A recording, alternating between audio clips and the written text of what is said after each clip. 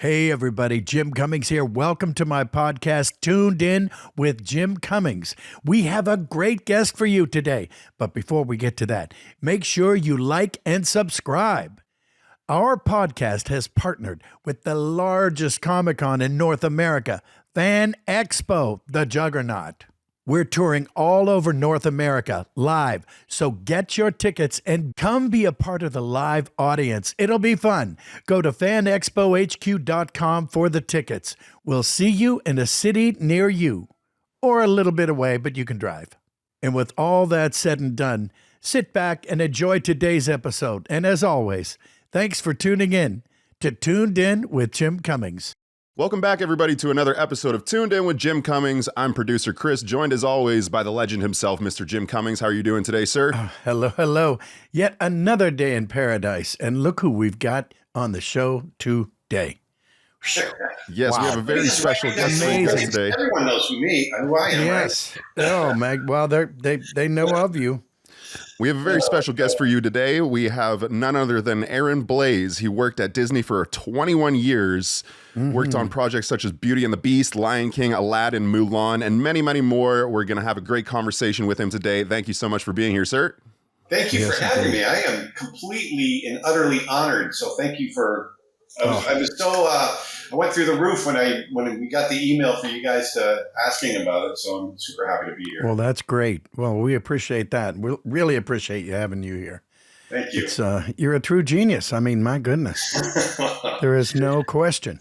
I'm basking in the glow for sure. Sitting with you on the other side. So yeah, we were talking a little bit earlier about how it's interesting to me how we've gone so many years without actually meeting. And we've worked with so many incredible folks, from, Tom Schumacher and Pam Coates all the way down through Ron and John. Oh, my gosh. Yeah. All the guys and everybody. So I'm really happy that we finally got to break the ice. Same here. Welcome. Thank you. My gosh. I'm always curious. One thing I always want to know, I've said it before, I knew I wanted to do what I've been doing when I was 5. Yeah. Long time ago. I saw Mel Blanc on the Jack Benny program and said, okay, I'll do that. And how about yourself? Did you come out of the womb doodling, or how did that work? Almost. I was born in 1968 and I started drawing, when I was still sitting in the high chair. So when people ask me, how long have you been drawing? I always like to tell them I started drawing when the Beatles were still a band and Jimi Hendrix was still playing guitar. Yeah. Wow. And I've always been enamored with nature and drawing the natural world, drawing animals. That was always my go-to. I was born in the Northeast. I was born up in Burlington, Vermont. Oh. And my parents split up in the early 70s, and I ended up down in Florida in the mid-70s, joined my mother. My mother came down here and with my stepfather. And I grew up in the Everglades, down in the swamps. Oh, wow. We lived in a little trailer, and I was always out chasing animals and drawing. And from that early age, I always knew I was going to be an artist. Now, I wasn't always going to be an animator. I wanted to be a painter. I wanted to be an illustrator. And I bet you were good at drawing alligators. Yes, I was. Actually, we used to. Honestly. Well, I'm such a Florida guy, a Florida man, Yeah. Because I really did grow up that way. Me and my buddies would go out, we'd go bass fishing every once in a while. We'd catch an alligator. And we had tanks, and we'd keep the alligator in the tanks, and we'd feed them. Whoa. Yeah, it was funny. We grew up that way. And, oh, my gosh. So I did draw alligators, and I was drawing all kinds of wonderful bird life. And I grew up on the ocean as well. And so I wanted to be a naturalist, a illustrator for National Geographic.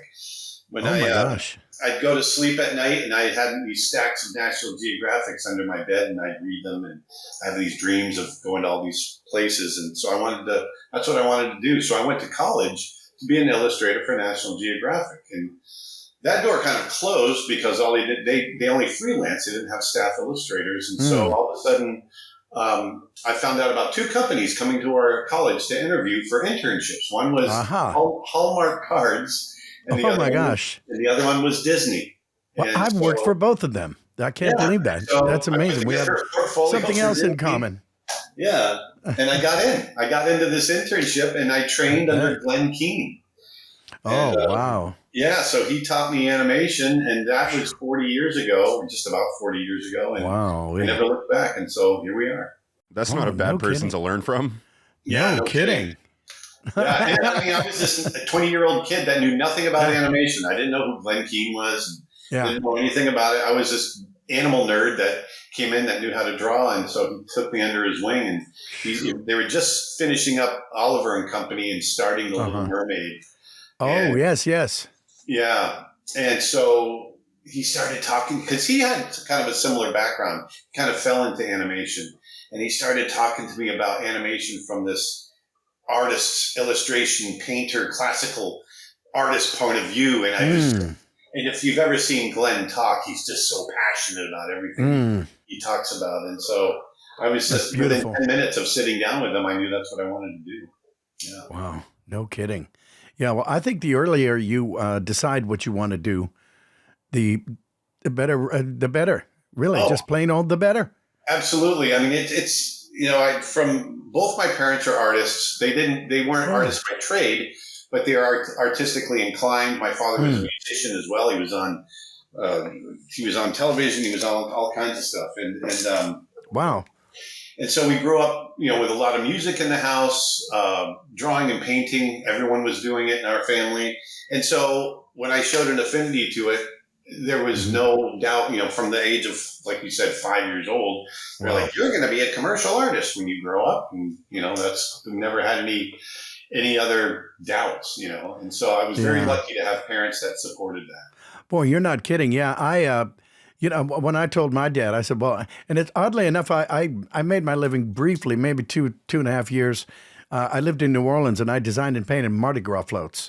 Nice. But that was, it was a very different, nothing like your stuff. I mean, I was just like a sort of a scratch and sniff guy, but nothing like the beautiful works that you've done. And I mean, my goodness, Snow Bear. It's enchanting. It's enchanting. Yeah, Snow Bear is an interesting, it's an interesting journey that I took to get to making Snow Bear. And, I can't recommend everybody watching, go and get a copy however, whatever is most profitable for Aaron, do that. Yeah, well, it's on my YouTube channel, so they can just watch it right there on my YouTube channel. Oh yeah, we'll put a link in the description of this podcast, and they can just click right on over. Yeah. Oh man, yes. So, well, it's just gorgeous. It's so poignant. It's like watching poetry. It's thank you. Amazing. Thank you. Well, I was, like you said earlier, I was with Disney for 21 years. Too bad you didn't learn anything. You didn't bring anything up, did you? That's a shame. Well, it's interesting because the first 15 years we were at Disney had a studio in Florida, here in Orlando at MGM. That's right. Yeah. And so I was there from day one to the day they closed the doors. And so really, I was actually the last artist. I was one of the first artists there and the last artist to walk out the door. So I was wow. So you're the one that turned off all the lights when you left, huh? Basically, yeah. And so I transferred to California, and they laid off everybody from the studio. They only kept about 10 of us, and so I was one of those lucky 10. I transferred to California with my wife and my 2 children, and I started developing. This was right after Brother Bear, after we made Brother Bear, and we started developing another project. But it was during that time, it's a bit of a downer here, but it was during that time that my wife was diagnosed with cancer, breast cancer. Oh, God bless. And so as we tried to make the film, she got sicker and sicker, and we just weren't able to get ahead of it. And I lost her in 2007. And I was really devastated, obviously. And we've been together for 20 years. And I lost that drive to make films. And I was really struggling at Disney to the point where I left the company. And that's when I decided to start over. Came back to Florida, got this business going that I'm doing now with my business partner, Nick Birch. And And along the way, you know, that covers everything I just told you, covers a span of about 18 years. And it's 19 years ago now that my wife passed away. But about 8 years ago, I met my business partner's sister-in-law, his wife's sister, and we fell in love, and we got married about 3 years ago. And so, congratulations! That whole journey, I boiled down to this little metaphor about this snow bear wanting companionship, this lonely polar bear wandering the Arctic, and he builds a companion, but life is fragile, man, and he loses his friend, he loses his companion. She melts away, or it melts away, which is, you know, it's a whole, like I said, it was all a metaphor for like 20 years of my life and finding love again and all of that. So it's not just about a polar bear and the snow bear. Right. It really certainly isn't. A little bit of a journey there. And so it was very therapeutic. It was sort of an allegory, or it was pretty cool. Yeah. I was just going to ask you, working on something that's that personal, is that tough, or is that cathartic? It's cathartic. It's tough. It's incredibly joyful at times. Even the times where I'm sitting there and drawing scenes that represented moments in my life that made me cry, I'd be sitting there, you know, tearing up while I'm drawing, but it's almost like a release. You get it out of you, and it's up there, and it represents something for me. And I've had a lot of people that know my story, and even people that don't know my story, come up to me afterwards and say, "Man, there's a lot more to that than what's on the surface, isn't there?" I said, there's a lot more. John Musker, he came up to me after when he saw really? Yeah, when we first screened it at CTN a couple of years ago, the first screening we ever did of it. And John he must have loved it. He loved it. And he came up, and he knows my story. He was there when I lost my life and everything. And he says, "That means a lot more than just a snow bear and a polar bear, doesn't it?" And I said, "Yeah." And he gave me a big hug. Yeah, it was nice. Oh, yeah. Well, he would know. Yeah. Exactly. You and he, I dare say, are cut from the same cloth. Yeah, he's a good man. He's a good man. He sure is. Musker Clements. Yes, I know. I know those guys. Coming to that event there in May too, so that's going to be cool. Oh, good. Yeah. And what is that? Wow. What is that event? Just for anybody watching who might be curious. So on May 23rd and 24th in Los Angeles at the Wilshire Ebell Theater, we're doing a 2-day seminar on the art of animated filmmaking, from concept all the way to distribution, over 2 days. Oh, wow. On the stage. So we're Soup to bringing nuts, directors, producers, writers, post-production, voice talent, effects animators, story artists, all this stuff. Everybody, the top people in the business, trying to bring them together, and people are going to get up and talk and lecture, and so for people that are interested in animated filmmaking, we're trying to provide something specifically for that. You got Lightbox, you've got CTN, and they're wonderful events, but they cast a broader net. We're trying to cast kind of a more narrow net towards animation specific. Yeah, well done. Yeah. Well, I wish I could be there. I wish you could too. Yeah. I was talking with my wife Margaret, and I was thinking, is there a possibility that I could just do a shout out to you on that? I think there's a recording. We should definitely do that. So if that's the only way I can get to you, then I'm going to. I'm kind of stuck.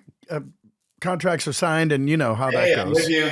I know how it is. Yeah. Have you ever ventured into the world of conventions? Comic-Cons, so to speak? No, I haven't. I mean, I've gone to Comic-Con once, and I've gone, and I've done, obviously Lightbox and CTN and things like that, but those to me aren't really conventions in my mind. But no, I haven't really done it.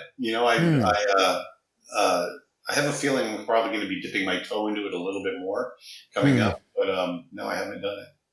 Yeah, well, I think they would love you, right, Christopher? I mean, my gosh. Mm-hmm. I think our following and our audience is building up enough that I think we can start going into that now, and it won't be, I don't want to say wasted time, but yeah, it'll be time well spent for sure. Oh yeah, I have to agree. Good for you. Yeah, I wanted to go back and ask you, you talked about how originally you weren't an animator, that you had to learn animation from sketching or drawing. What does that look like? What does the learning process of, doing still animations, still drawings, excuse me, into, bringing that drawing to life? What's the first things that That's a great question, because I didn't go to school for animation. I went to school for illustration. I went to the Ringling College of Art and Design, Sarasota, Florida, which is a wonderful animation school now. But when I went, they didn't have animation. So, and when I interviewed with Disney, this is in 1988. And so when I interviewed with Disney, this is the first time they'd ever gone outside of animation schools. They wanted to see if they could go out, because they wanted to staff the studio in Orlando. So they wanted to go to top schools that had really strong foundational studies. Yeah, it used to be all about Cal Arts, didn't it? Yeah, exactly. Well, they kind of tapped out Cal Arts. Yeah, and they tapped out Sheridan, which is the other big school in Toronto, animation school. And so they went around to other art schools that didn't necessarily teach animation, but had students that could draw. And so I put together that portfolio. So I didn't know if I was going to be a background painter or an animator or what I was going to do, but I just thought, oh, Disney, that's interesting. But I never thought about it. So I didn't go to so once again, they reiterate, I didn't go to art animation school. I went for illustration. So when I went in this internship, they didn't know how it was going to go. So they only had it for 6 weeks. It was just 6 weeks. Wow. It was June and July. So I went out there, got on with Glenn, and we just went into this hardcore, course of learning animation. I learned I learned all the basics of animation and everything, all within 6 weeks. And then they hired us. They hired us at the end of that. Wow. You're a quick study. Well, I learned enough so I could start drawing at the studio when they opened that up. And then it was trial by fire. I was surrounded by a lot of other people that had been in the industry or had been through school and everything. And so I picked it all up from them. Would you say that's a difficult transition? I mean, for somebody like me who knows, couldn't tell you, the next thing about animation or illustration, is that a hard jump, or does it come pretty naturally? No, it was incredibly difficult. I was incredibly disheartened. At the time, I had been at the top of my class. I could draw pretty well. And I always felt comfortable in art doing what I was doing. As soon as I started doing animation, I could do the drawing. But man, I had a hard time understanding the action, the animation, the acting, the emotion, all the stuff that Glenn was so great at. And it was the first time where I felt like, I can't do this. It all comes so easy, when I was a kid growing up into school and into college. And then all of a sudden, I'd been stretched so far that it was freaking me out because no kidding. I'm struggling. Wow. What's going on? I don't know what I'm doing. Well, that's almost hard to believe, seeing where you are now. I mean, my goodness, ye gads, you're on like Mount Everest here. I wanted to quit so badly, and Glenn kept coming to me and going, "Don't quit. It's gonna click. It's gonna click. Just listen to what I'm telling you and keep doing what I'm telling you." And he was right. And after a little while, I started to see it, and it started to click, and I just kept doing it, and it came, every day was a little less hard. It's never easy, but it's a little less hard each day. Well, there's a lesson there for all of you listening out there, right? Yeah, persistence. That's the one thing I'm always lecturing about is, you're going to go through a lot of things in your life. You're going to have a lot of things pop up and that are going to get in your way. They're going to be barriers, whether it's emotional stuff, physical things, whatever. But you got to persist through it, man. And don't give up. Don't give up. Slow and steady wins the race. Absolutely. Right. Yeah. Tortoise and the hare. I've heard you talk in other interviews about how hard it was for you to animate the Beast in Beauty and the Beast. Yeah. Do you think that your love for animals and drawing animals growing up helped you out with that? Yes, absolutely. 100%. And, and what made him so difficult to animate? Well, there was two aspects of it that made him difficult. There's the visual, the physical aspect of him. He's an incredibly complex character to draw, and not just to draw, but then to turn in space, right? And there's a lot of complexity in that face to get the emotion, which leads me to the second part, which is the emotion. There's a lot of depth to that character, and a lot of subtlety and a lot of broadness and a lot of Yes. subtext. Well, I really appreciated the subtleties that you would do, the little side glances, the little half smirks, and it was just enough to just get it across. And you're thinking, I could just about read this bear's mind. And that's where Glenn would ride us so hard on is, you don't have to be over the top. And that really, I was a 24-year-old kid at the time, or 22 or something like that. Oh my gosh. I evolved. So much in that year and a half that I worked on that film under Glenn. I had my little 6-week internship with him, and a couple of years later, I'm working with him on The Beast, and that was like my master class. I'll bet. It really, Glenn, I can't say enough wonderful things about him as a human, as a boss, as an artist.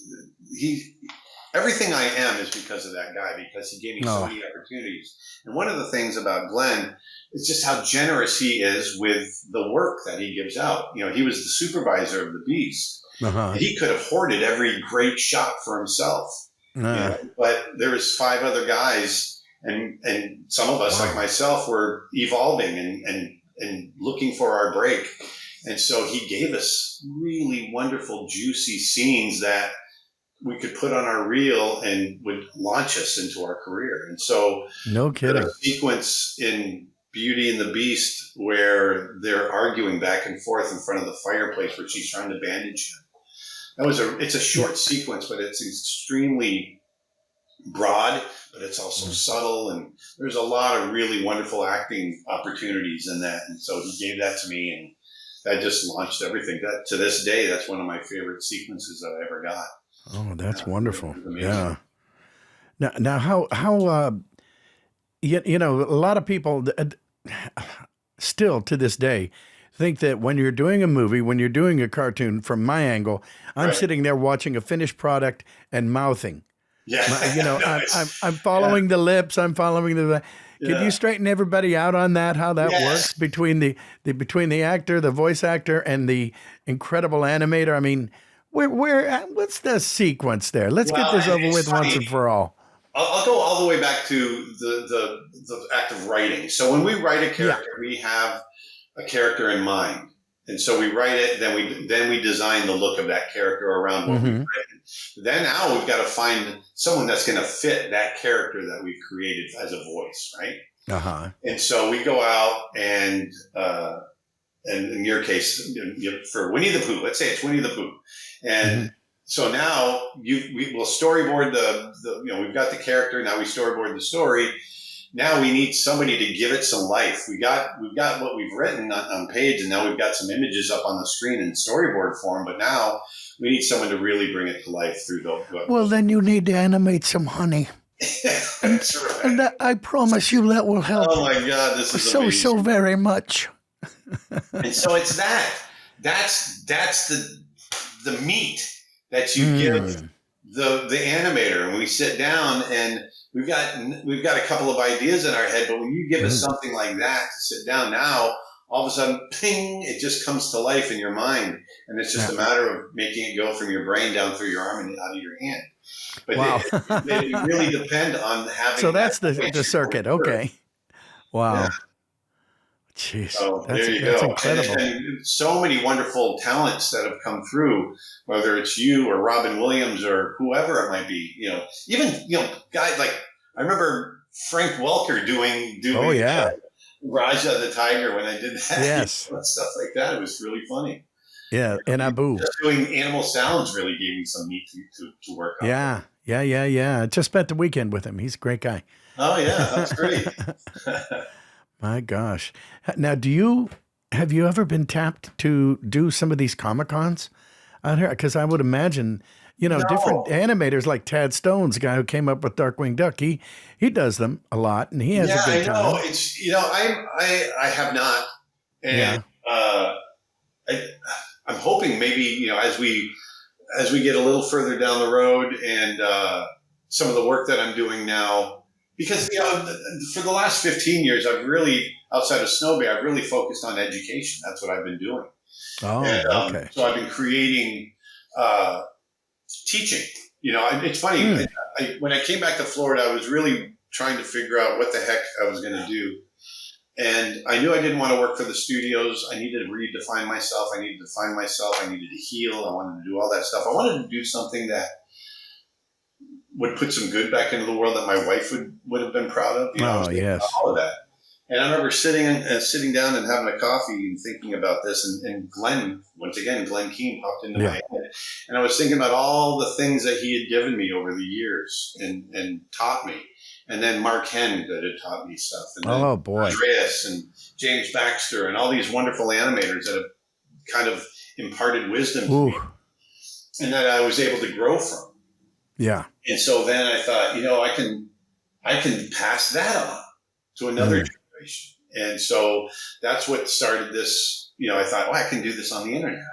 YouTube's a thing. I can create. Yeah. So, and I can price it, because the other thing that was bugging me was how incredibly expensive colleges have gotten. Yeah. So I thought I can give some quality education to students that maybe can't afford college, and it just kind of snowballed from there. So I spent 13 years or so building that business up, and it became really pretty successful, and we've gotten around the world. And so then I was able to step back and go, okay, we've got enough revenue coming in from that we can go off and we can make Snow Bear. And so that allowed me to go and make Snow Bear. Speaking of snowballing. Yeah. Yes, very nice. That's amazing. And, but then we wanted to do something else. We had built up, our own audience for what we do from the education standpoint. Mm-hmm. But I'm not with Disney anymore. I don't have the Disney audience. I've got my own audience. And I thought, well, what if I live stream the entire process of making Snow Bear? And so for 3 years, every Tuesday and Thursday, no matter where I was in the process, I flipped on my cameras, turned everything on, and people joined me and they watched me make it in real time. Wow, that's really cool. We recorded almost 500 hours of the making of that film. Wow. And so it served and that's out there.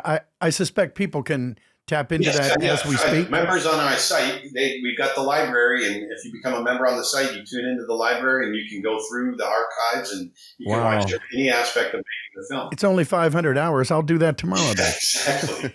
But what what was so cool is by the time we had the film finished, we had an audience ready to go. We had, ambassadors out to spread the word, and it worked really well. And so we're going to continue making films that way. Oh, that's wonderful. Yeah, that's very creative. That's inspirational. My gosh. Do you find yourself mentoring some of the students, some of the people, some of the younger people that you run into? All the time. Yeah, that's one of the secondary things that's come from this is, especially at student age and young professional age that have come up and kind of used my courses. There's a lot of them out there now. Mm-hmm. And so when we go to things like Annecy, in France, the animation festival there, we can't get 20 yards down the beach or down the sidewalk without, kids running up and going, "Oh, I took your courses." And really? Yeah, it's really great. I love it. Oh, that must be wonderful. Yeah, the other one too we get a lot now that we're just starting to get is, hey, I couldn't afford to go to college, which is why we were doing this. Yeah. I couldn't afford to go to college, but I took your courses and I just got my first job. And those are the ones that I really, really love. Wow, that's got to be really rewarding. It's super rewarding. It's great. Yeah. And gosh. So I know we're going down the right path, I guess. Amazing. Now, you also had a stint in directing. You directed Brother Bear, which was nominated for Best Animation at the Oscars. Congratulations on that. That's a huge feat. What was that experience like? And what, for the audience and people who don't know, what is an animation director? What is your responsibilities? What is your job? What does that look like? An animation director is not much different than a live action director. It's just that the things we have to do just fall under different umbrellas. So what that means is, obviously in an animated film, everything you see and hear has to be created from scratch, right? Yeah. So it's very, especially with something that's feature length. Wow. Well, that sounds easy. Right. It's a giant undertaking. Yeah. You know, every blade of grass has to be designed. Yes. You know, every rock, every character, everything. And so it becomes this big machine. And so it starts out obviously, you know, with the writing. Traditionally, animation directors are very involved in the writing of the films. It's not like in live action where a director will inherit a script. A lot of times sometimes it'll happen this way, but a lot of times they're involved very deeply with the writing. And then from there it goes in the story. You're working with the story artists, and then from there you start working with art directors, production designers, and it just keeps getting, you know, more and more subdivided. Then you know we get into casting, so we start talking with casting.